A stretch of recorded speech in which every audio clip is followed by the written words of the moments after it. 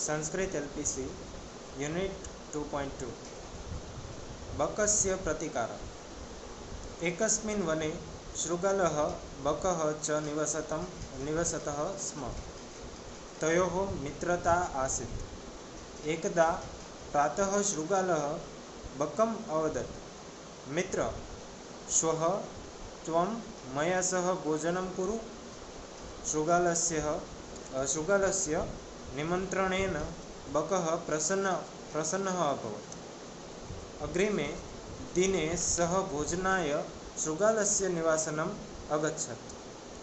कुटिलस्वभावः शृगालः स्थाल्या बकाय शिरोदनम् अयच्छत्।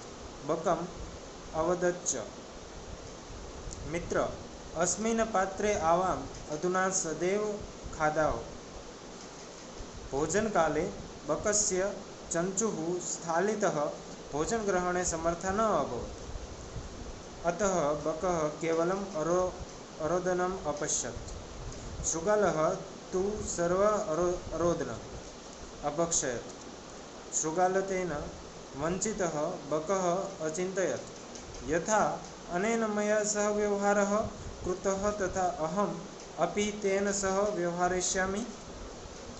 एवं चिन्तयित्वा सः शृगालम् अवदत्, मित्र, त्वम् अपि श्वः सापि मया सह भोजनं करिष्यसि। बकस्य निमन्त्रणेन शृगालः प्रसन्नः अभवत्।